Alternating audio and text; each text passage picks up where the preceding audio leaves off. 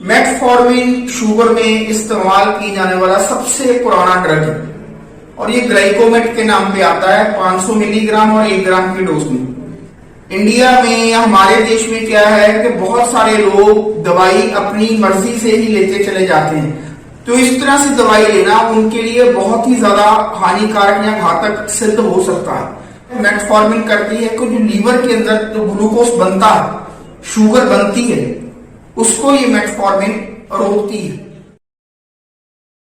पिछले एपिसोड में हमने बात की थी कि EGFR जो गुर्दों का टेस्ट है, जब शुगर के कारण वो 60 से नीचे हो जाता है तो शुगर में इस्तेमाल की जाने वाली बहुत सी दवाइयों को बंद करना होता है।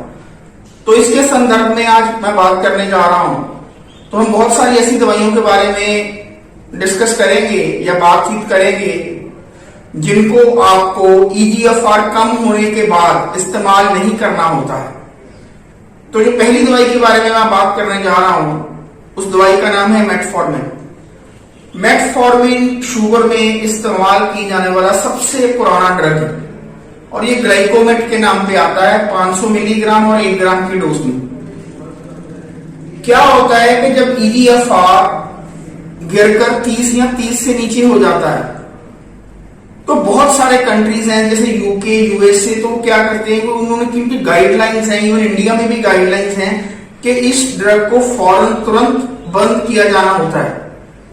लेकिन इंडिया में या हमारे देश में क्या है कि बहुत सारे लोग दवाई अपनी मर्जी से ही लेते चले जाते हैं, तो इस तरह से दवाई लेना उनके लिए बहुत ही ज्यादा हानिकारक या घातक सिद्ध हो सकता है।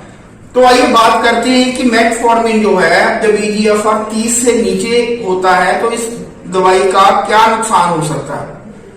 मेटफॉर्मिन क्या करती है? मेटफॉर्मिन करती है कि जो लीवर के अंदर जो ग्लूकोज बनता है, शुगर बनती है, उसको ये मेटफॉर्मिन रोकती है। मेटफॉर्मिन क्या करती है? एक सब्सटेंस होता है पायरोवेट को लैक्टेट में कन्वर्ट करती है। पायरोवेट से अदरवाइज ग्लूकोज बनना होता है तो ये मेटफॉर्मिन क्या करती है? उससे लैक्टेट बनाती है।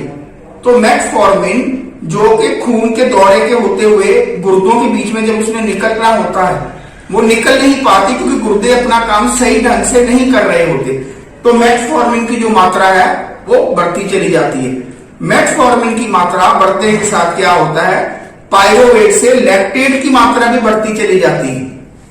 तो एक ऐसी स्टेज आती है जिसको हम कहते हैं माला, मेटफॉर्मिन एसोसिएटेड लैक्टिक एसिडोसिस, यानी कि इतना लैक्टिक एसिड मेटफॉर्मिन के इस्तेमाल में जमा हो गया है जब आपके गुर्दे EGFR उसका 30 से नीचे है।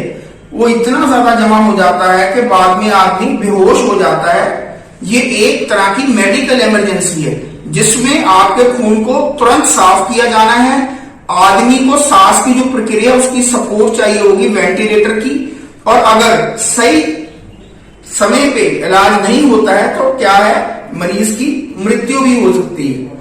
तो आप कृपया ध्यान दें कि जो मेटफॉर्मिन ड्रग के बारे में बोल रहा हूं, जो मैंने पिछले एपिसोड में आपको बताया था कि जब EGFR जो है वो 30 से कम या उससे नीचे चले जाता है तो हमें मेटफॉर्मिन बंद करनी है। हमें अपने डॉक्टर से तुरंत संपर्क करना है कि ये मैं क्या वाकई दवाई ले सकता हूं या मुझे इस दवाई की जगह कोई और दवाई की रिप्लेसमेंट चाहिए। या हम ये कहें कि को खून की उल्टी आती है, पेट में अल्सर होते हैं और मेटफॉर्मिन जो है आप बहुत बड़ी मात्रा में ले 2 ग्राम, जैसे पेट में जलन होती है कहीं को दवाइयां लेके, तब भी आपको ये मेटफॉर्मिन है, ये जो दवाई है वो आपको बंद करनी है और अपने डॉक्टर से तुरंत संपर्क करना है।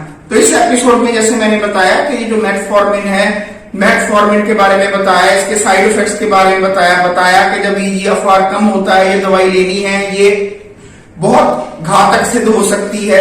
और अगले वाले जो एपिसोड है उसके बाद में मेटफॉर्मिन के बाद और ड्रग लेने जा रहा हूं, वो ड्रग का नाम है ग्लिमिप्राइड। ग्लिमिप्राइड आपको कितनी मात्रा में लेना है और कितनी मात्रा में नहीं लेना है वो हम अपने अगले एपिसोड में डिस्कस करेंगे।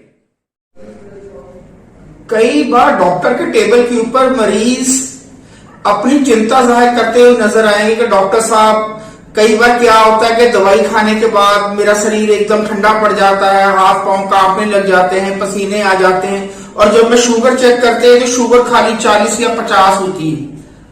अगर आप शुगर की दवाइयां इस्तेमाल कर रहे हैं और उन दवाइयों में से एक दवाई है ग्लिमीप्राइड, तो हम इस ड्रग में के बारे में अगले एपिसोड में बात करने जा रहे हैं।